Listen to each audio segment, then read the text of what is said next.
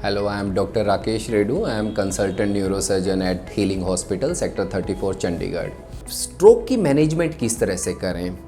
वैसे तो स्ट्रोक की मैनेजमेंट एक एडवांस्ड इशू है जो डॉक्टर्स ही अच्छे से समझ सकते हैं, लेकिन मैं आपको एक ब्रॉड एस्पेक्ट में थोड़ा सा लेमन लैंग्वेज में समझाने की कोशिश करता हूँ।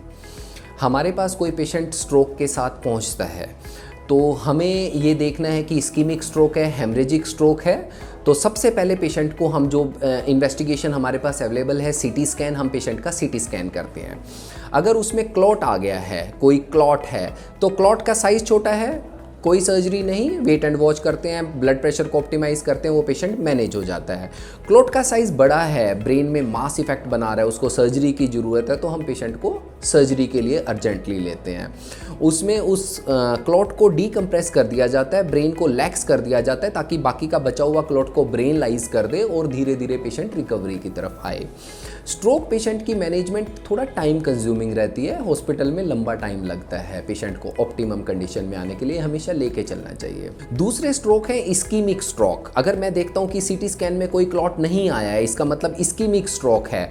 बहुत अर्ली अगर पेशेंट हमारे पास आ गया तो सीटी स्कैन में हमें अर्ली स्ट्रोक में कोई फाइंडिंग नज़र नहीं आती है, तो लेकिन डाउट हमें क्लिनिकली स्ट्रोक का है तो हम पेशेंट का एमआरआई करते हैं।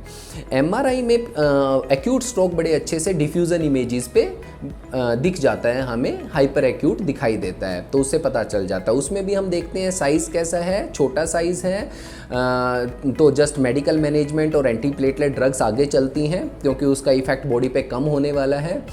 अगर स्ट्रोक का साइज़ बड़ा है, कोई मेजर वेसल इन्वॉल्व है, तो हम कोशिश करते हैं कि खून में क्लॉट को लाइज करने की दवाई देके उसको क्लॉट को लाइज कर सकें हम। ये प्रोसीजर पेशेंट के आने जब से स्ट्रोक के पेशेंट को फर्स्ट सिम्टम आए हैं, अगर 6 घंटे के अंदर अंदर किया जाए और रिकमेंडेड भी 5.5 आवर टू 6 आवर्स ही होता है, रिजल्ट हमें बेस्ट मिलते हैं। अगर उसके लेट पेशेंट पहुंचता है तो ये चीज़ें पॉसिबल नहीं हो पाती और कॉम्प्लिकेशन रादर आने के चांसेस ज़्यादा होते हैं। दूसरा मैनेजमेंट, अगर पेशेंट हमारे पास अर्ली नहीं पहुंच पाता, 5.5-6 घंटे के बाद पहुंचता है, तो एक ऑप्शन 24 घंटे तक हमारे पास अवेलेबल होती है मैकेनिकल थ्रोम्बेक्टमी की। मैकेनिकल थ्रोम्बेक्टमी में हम ग्रोइन के थ्रू तार ले जाके क्लॉट तक पहुंचते हैं, फिर एक मैकेनिकल डिवाइस होता है जो धीरे धीरे उस क्लॉट को ब्रेक करता है और उस को सक करता है, उस क्लॉट को सक करके उस वेसल की पेटेंसी को दोबारा नॉर्मली मेंटेन किया जाता है, खोला जाता है। इस प्रोसीजर में थोड़ा सा रिस्क इन्वॉल्व है और इसको करने के बाद भी बिल्कुल 100% फंक्शन वापस आ जाएंगे ये तो ज़रूरी नहीं है, लेकिन एक ये ज़रूर देखा गया है कि जो स्ट्रोक का साइज़ है ऑब्वियसली उसको लिमिट करने में ये बहुत हेल्प करता है। और अगर पेशेंट हमारे पास बियॉन्ड 24 आवर्स आता है तो एब्सोल्युटली हमारे पास ये दोनों की ऑप्शंस, क्लॉट को लाइज करके वो करना, मैकेनिकल थ्रोम्बेक्टमी, ये नहीं रह जाती। स्ट्रोक एस्टेब्लिश हो चुका है, वो स्ट्रोक अपना असर दिखाएगा ही दिखाएगा।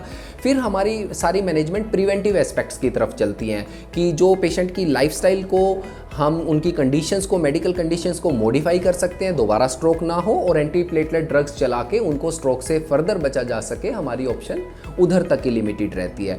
तो ये मैंने आपको ब्रॉड उसमें दोनों तरह की हेमरेजिक और इस्कीमिक स्ट्रोक की मैनेजमेंट के बारे में थोड़ा सा समझाने की कोशिश की है। डिसीजन हमारे ऊपर होता है और मैंने बड़ा ब्रॉड वे में बात की है। इसके अलावा there are so many factors जो उस टाइम इस मैनेजमेंट को करने या ना करने के लिए हमें डिसीजन मेकिंग में कंसिडर करने पड़ते हैं। Thank you.